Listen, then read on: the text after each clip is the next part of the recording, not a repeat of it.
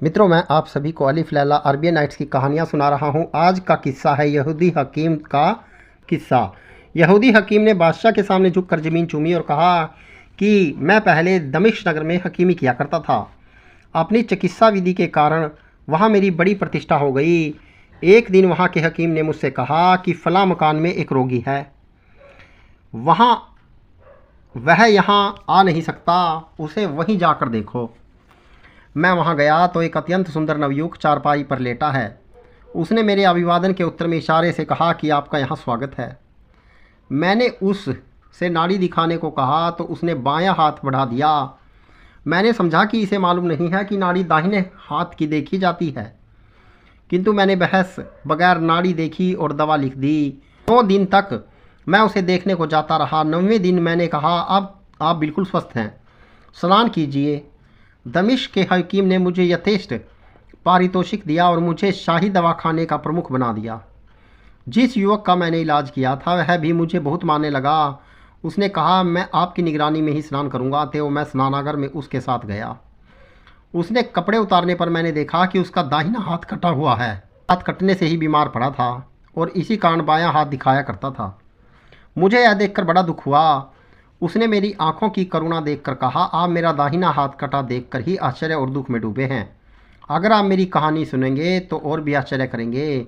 स्नान के बाद जब मैं भोजन करने बैठूंगा तो आपको पूरी कहानी सुनाऊंगा, लेकिन यह बताए कि क्या इस समय बाग की सैर करने से मुझे कुछ हानि होगी। मैंने कहा, बाग की सैर करने से तुम्हें फ़ायदा ही होगा, नुकसान नहीं। उसने कहा, ठीक है, बाग की सैर करते करते ही मैं आपको सारा किस्सा सुनाऊंगा। फिर उसने अपने सेवकों को भोजन तैयार करने की आज्ञा दी और हम दोनों बाग में गए। हमने 2-3 चक्कर लगाए और फिर वहाँ के पर बिछे एक कालीन पर बैठ गए और उस युवक ने अपना वृतांत आरंभ किया। उसने कहा, मैं मोसील का रहने वाला हूँ। मैं एक बड़े घराने का लड़का हूँ। मेरे पितामह के 10 बेटे थे, जिनमें मेरे पिता सबसे बड़े थे। अपने पिता का मैं एकमात्र पुत्र था और मेरे किसी चाचा की कोई संतान नहीं थी। मेरे पिता ने मेरी शिक्षा दीक्षा का बहुत ध्यान दिया और मुझे प्रत्येक पाठनीय विषय की शिक्षा ही नहीं दिलाई, बल्कि अनेक कला के क्षेत्रों में भी पारंगत करा दिया। एक दिन मैं अपने पिता और चचा के साथ जुम्मे की नमाज को गया। नमाज के बाद सारे नमाजी अपने अपने काम को चले गए और मेरे पिता और चाचा बातें करने लगे। मेरे चचा ने कहा कि कोई देश मिस्र जैसा सुंदर नहीं है। उन्होंने मिस्र देश और उसकी बहने वाली नील नदी की इतनी प्रशंसा की कि मेरा मन बेतहाशा उस देश को देखने के लिए होने लगा। घर पर भी यही चर्चा रही। मेरे पिता भी मिस्र देश के बड़े प्रशंसक थे। मेरे दूसरे चचा लोग कह रहे थे कि बगदाद जैसी सुंदर जगह कोई नहीं है, किंतु मेरे पिता ने उनकी बात का विरोध किया और मिस्र की बहुत प्रशंसा की। उन्होंने कहा, जिसने मिस्र नहीं देखा उसने ईश्वर की महिमा भी नहीं देखी। वहाँ की भूमि सोना उगलती है, वहाँ के निवासी बड़े धन संपन्न हैं। मिस्र की स्त्रियाँ अत्यंत रूपवती और चतुर होती हैं। नील नदी जैसी कोई नदी नहीं। उसका पानी बहुत स्वाद वाला और पाचक होता है और कई रोगों की दवा जैसा काम करता है। वह सारे देशों को हरा भरा रखती है। वहाँ की मिट्टी बड़ी नरम है और खेती करने में बहुत श्रम नहीं पड़ता। वहाँ के निवासी अरबी भाषा में नील की प्रशंसा में गीत गाते हैं, जिनका भाव यह है कि नील नदी तुम्हारे लिए कितनी लंबी यात्रा करती है और बड़े खेद की बात है कि अगर तुम उसे छोड़कर अन्यंत्र जा बसो। यह कहने के बाद मेरे पिता ने कहा, मिस्र में सारी ऋतुओं में हरियाली रहती है। वहाँ नाना प्रकार के स्वादिष्ट फलों के वृक्ष और भांति भांति के पशु पक्षी रहते हैं। वहाँ की राजधानी काहिरा की आबादी बहुत अधिक है। वहाँ मीठे पानी की बहुत सी नहरें बहती हैं और वहाँ के निवासी कला कौशल में प्रवीण हैं। वहाँ के महल बहुत बड़े बड़े और रत्न जड़ित हैं। मैंने कई नगर देखे हैं और सैकड़ों कलाकारों और विद्वानों से मिला हूँ। देश और वहाँ के निवासियों जैसे लोग कहीं भी नहीं देखे। उस जवान ने कहा कि अपने पिता के मुख से मिस्र की इतनी प्रशंसा सुनकर मेरी उत्कंठा बहुत बलवती हो गई और रात दिन भगवान से प्रार्थना करने लगा कि वह कुछ ऐसी परिस्थिति उत्पन्न कर दे कि मुझे मिस्र देश को देखने का अवसर मिल जाए। मेरे पिता के मुख से मिस्र की प्रशंसा सुनकर मेरे चाचाओं ने कहा, हम लोगों को भी चलकर मिस्र देखना चाहिए। उन्होंने मेरे पिता से कहा कि आप भी हमारे साथ चलिए। उन्होंने इसे स्वीकार किया। मेरे चचाओं ने जो सब व्यापार करते थे, तरह तरह का दिसावर का माल खरीदा ताकि मिस्र में सैर की सैर हो जाए और व्यापार का व्यापार। रात दिन उन लोगों में मिस्र की यात्रा की चर्चा होती रहती थी। जब मैंने यह तैयारियां देखी तो एक दिन रोता हुआ अपने पिता के पास गया और कहा, मैं भी आप लोगों के साथ मिस्र को जाना चाहता हूँ। उन्होंने कहा कि तुम अभी छोटे हो, तुम्हें यात्रा के दौरान बहुत कष्ट होगा, तुम यहीं रहो। मुझे बड़ा दुख हुआ, किंतु मैंने प्रयत्न न छोड़ा। एक एक करके सभी चाचाओं के पास गया कि मेरे पिता ने मुझे भी साथ ले चलने की सिफारिश करे। उन्होंने मेरे पिता से कहकर कि लड़का इतना चाहता है तो उसे भी साथ ले चलिए। मेरे पिता मुझे मिस्र तक ले जाने को राज़ी न हुए, लेकिन वह यह मान गए कि मुझे दमिश्क तक ले चलेंगे और जब दमिश्क से मिस्र की ओर बढ़ेंगे तो इसे वापस मोसिल भेज देंगे। दमिश्क भी जलवायु और सौंदर्य के लिहाज से बहुत अच्छा नगर है। यद्यपि मेरी इच्छा मिस्र देश को देखने की थी, तथापि मैंने इसी बात को गनीमत जाना कि मुझे दमिश्क देखने को मिलेगा। कुछ दिन बाद मैं अपने पिता और चाचाओं के साथ विदेश यात्रा पर चल पड़ा। हम लोग कई नगरों से होते हुए दमिश्क पहुँचे। मुझे यह नगर बड़ा सुंदर जान पड़ा और मैंने उसे देखकर बड़ा प्रसन्न हुआ। हम लोग एक सराय में ठहरे। कई दिनों तक हम लोगों ने बाग और महलों की सैर करते रहे। वास्तव में मुझे ऐसा मालूम होता था कि स्वर्ग के बाद अगर कोई जगह है तो यहाँ है। मेरे पिता और चचाओं ने वहाँ काफ़ी अच्छा व्यापार किया। मेरे हिस्से का जो भी माल बिका उस पर 5% का लाभ हुआ। यह लाभ की राशि मुझे दे दी गई। मेरे पास काफ़ी पैसा हो गया। यह तय हुआ कि जब सब लोग मिस्र से वापस होंगे तो मुझे साथ लेते हुए मोसिल को जाएंगे। मैंने अपने रुपये को बड़ी होशियारी और किफ़ायत से खर्च किया। एक छोटी हवेली अपने रहने के लिए किराए पर ली। बड़ी खूबसूरत संगमरमर की बनी हवेली थी जिसकी दीवारों पर मनोहर चित्रकारी थी और जिसके अंदर एक सुंदर पुष्प वाटिका थी। मैंने उसे 2 अशरफियों के किराए पर लिया। मैंने किफ़ायत से किंतु सुरुचिपूर्वक अपने निवास स्थान को सजाया। उसका मालिक पहले रहीम नाम का एक व्यक्ति था जिससे उसे उसके तत्कालीन मालिक ने मोल लिया था। यह व्यक्ति एक प्रसिद्ध जोहरी था। मैंने अपनी प्रतिष्ठा के अनुरूप कुछ दास दासियां भी खरीदी और माननीय नगर निवासियों में जान पहचान बढ़ाई। कभी वे लोग मुझे अपने घरों पर खाने के लिए बुलाते, कभी मैं उन लोगों को दावत अपने घर पर किया करता था।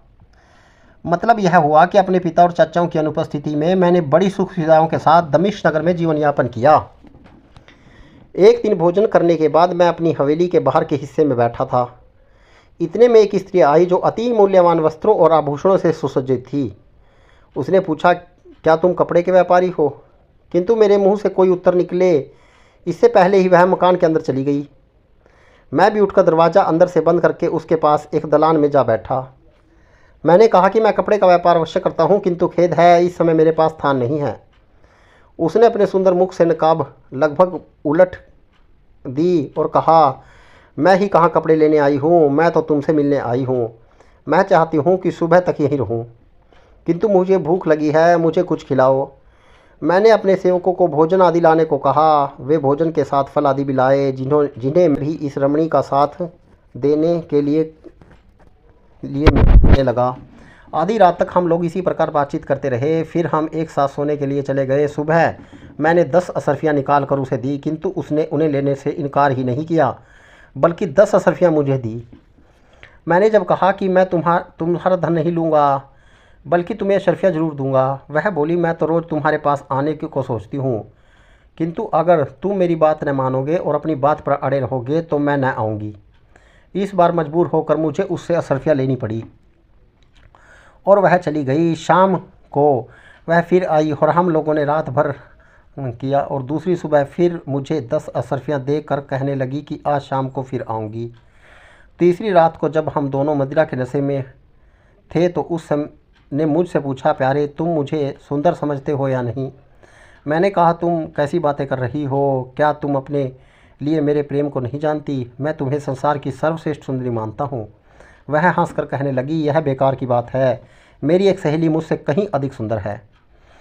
उसे एक बार देखोगे तो मेरी ओर मुँह भी नहीं करोगे। वह मुझसे आयु में भी कम है और बड़ी कोमल है। उसे भी तुम्हें देखने की बड़ी लालसा है।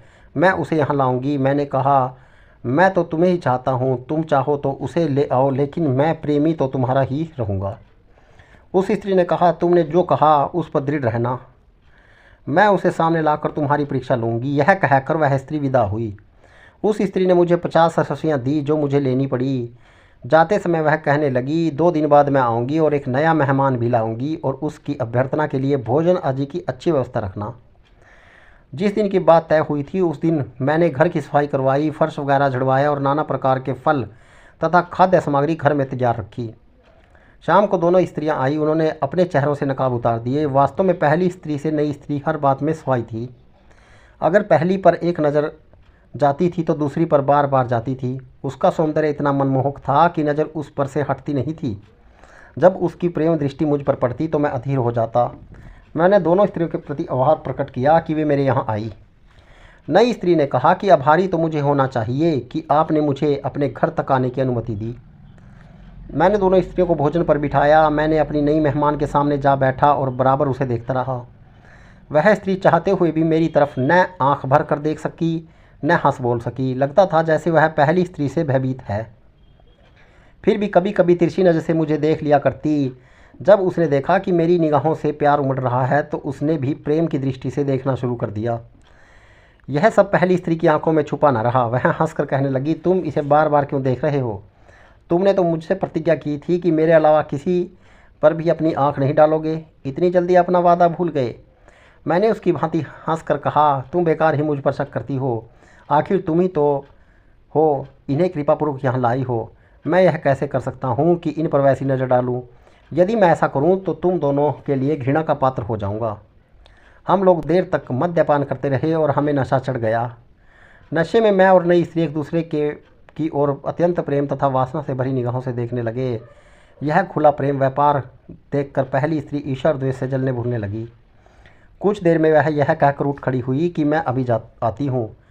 2-4 क्षणों में मेरे पास बैठी हुई स्त्री के चेहरे का रंग बदल गया और वह मरणासन सी दिखाई देने लगी। मैंने उठकर उससे संभाला कि वह गिर न जाए, किंतु उसने देखते ही देखते मेरी बाहों में दम तोड़ दिया। मैंने घबराकर अपने सेवकों को पुकारा कि इसे संभालो और इसके साथ आई हुई स्त्री को बुलाओ। उन्होंने कहा कि वह तो घर से निकलकर फलां गली में चली गई है। अब मैंने जाना कि यह सब उस दुष्टा की करतूत है।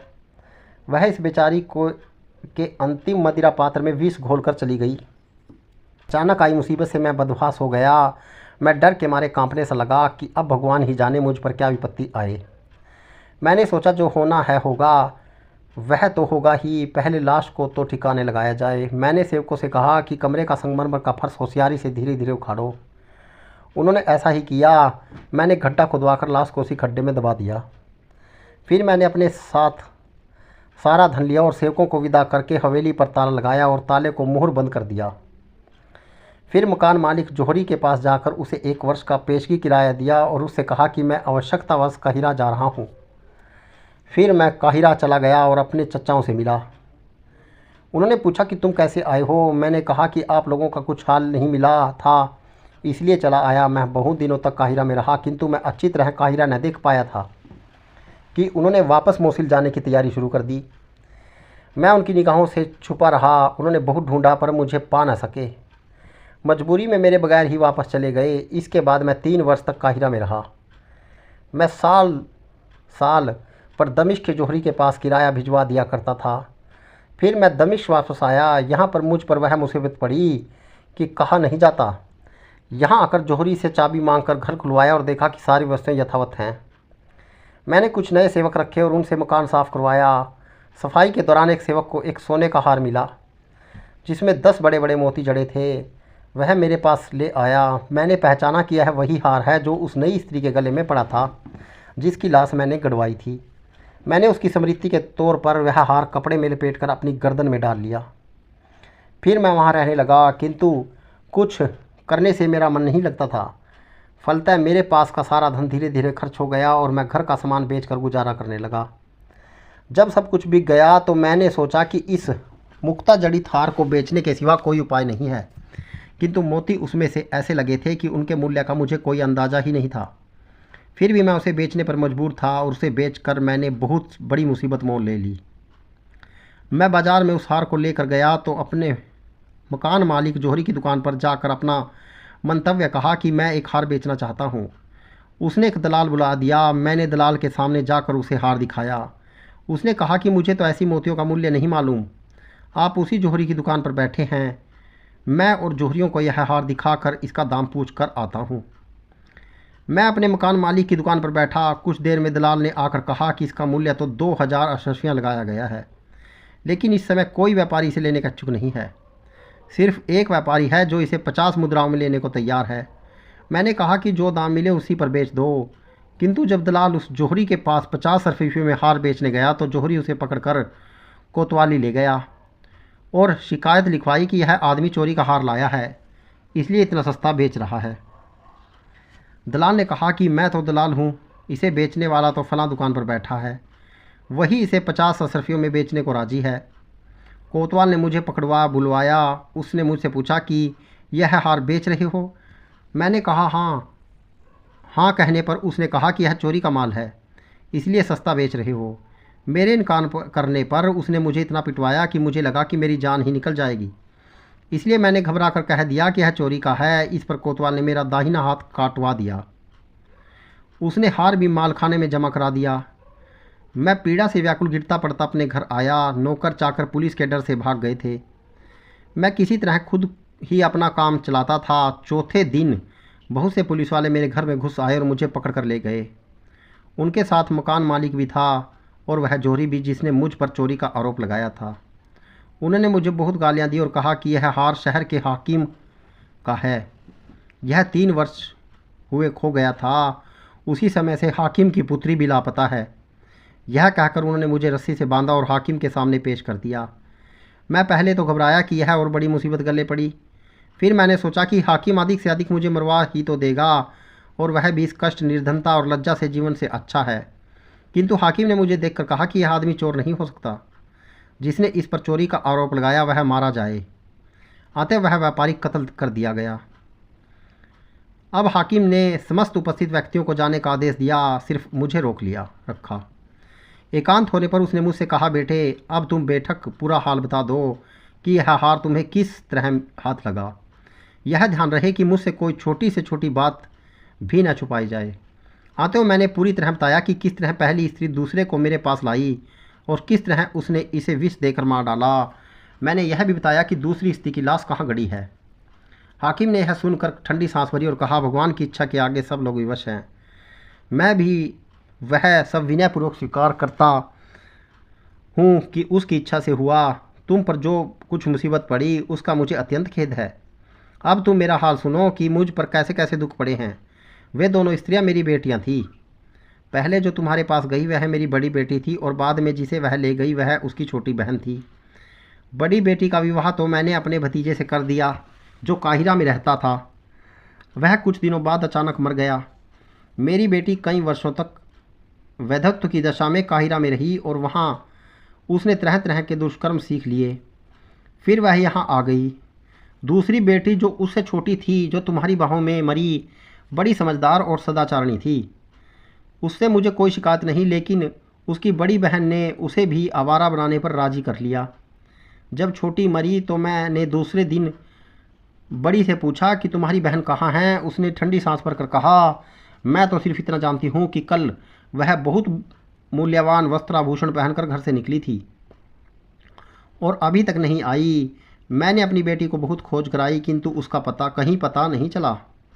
कुछ समय बाद बड़ी बेटी, जो दिन रात अपने पाप कर्म को याद करके रोती थी, बीमार होकर मर गई। यह वृतांत सुनकर हाकिम ने मुझसे कहा, बेटे हम तुम दोनों ही दुर्भाग्य के मारे हुए हैं, किंतु अब तुम किसी बात की चिंता ना करो। मैं अपनी तीसरी बेटी, जो अपनी दोनों बहनों से अधिक सुंदर और बुद्धिमती है, तुम्हारा विवाह कर दूंगा। तुम मेरे घर को अपना घर समझो। मैं मरणोपरांत तुम्हें अपनी संपत्ति का उत्तराधिकार देने का वसीयतनामा लिख दूंगा। मैंने कहा कि आपका हर प्रकार का मुझ पर उपकार है। मैं आपको बुजुर्ग समझता हूँ और जो कुछ आपका आदेश होगा वैसा ही करूँगा। हाकिम ने कहा कि फिर देर करने की क्या ज़रूरत है। उसने गवाहों को तुरंत बुलाया और दिखावटी रंग के बगैर काजी के द्वारा अपनी पुत्री से मेरा विवाह करवा दिया। इसके अतिरिक्त उसने अपनी संपत्ति को भी मरणोपरांत मेरे नाम करने पर कागज लिख दिए। आपने भी देखा होगा कि हाकिम मुझ पर कैसा दयालु है। यह कहकर उस जवान ने कहा कि कल ही मोसिल से मेरे चचाओं का पत्र लेकर एक आदमी आया। पत्र में लिखा कि तुम्हारे पिता का देहांत हो गया है और तुम आकर जायदाद में अपना हिस्सा संभालो। मैंने उन्हें लिखवा दिया कि मैं भगवान की दया से यहाँ अच्छी तरह हूँ, किंतु मेरे लिए मोसिल आना संभव नहीं है। मैंने यह भी लिखवा दिया कि पिता से मिलने वाली जायदाद खुशी से आप लोगों को दे रहा हूँ। यह कहकर उस जवान ने मुझसे कहा कि अब मैंने आपको पूरा हाल बता दिया कि किस तरह से मेरा दाहिना हाथ जाता रहा। यहूदी हकीम ने यह कथा सुनाकर काश कर के बादशाह से कहा कि जब मैं दमिश्क में था तो मैंने मोसील के व्यापारी के मुंह से यह कहानी सुनी। जब तक हाकिम जीवित रहा मैं उसकी सेवा करता रहा। उसके मरने पर मेरी तबीयत वहाँ न लगी। मैं फारस देश चला गया, वहाँ के कई नगरों की सैर करके हिंदुस्तान आ गया, वहाँ से आपकी राजधानी में आया और यहाँ हाकिमी का सिलसिला डाल दिया। बादशाह ने कहा, तुम्हारी कहानी पहले दोनों से अधिक मनोरंजक है, किंतु तुम लोगों को यह आशा नहीं करनी चाहिए कि उसके कारण तुम्हारी जानें बच जाएंगी। कुबड़े की कथा अब भी तुम लोगों की कथाओं से कभी अधिक विचित्र है। अगर उससे अच्छी कहानी न सुनाई गई तो तुम चारों की मृत्यु निश्चित है। अब दर्जी ने उठकर सिर नवाया और कहा कि मेरी भी कहानी सुन लीजिए, मुझे पूरा विश्वास है कि आप इसे सुनकर प्रसन्न होंगे। तो मित्रों, मैं आप सभी को अलिफ लैला की कहानियाँ सुना रहा हूँ। यह मैंने आपको यहूदी हकीम का किस्सा सुनाया है, जो अलिफ लैला का ही एक भाग है।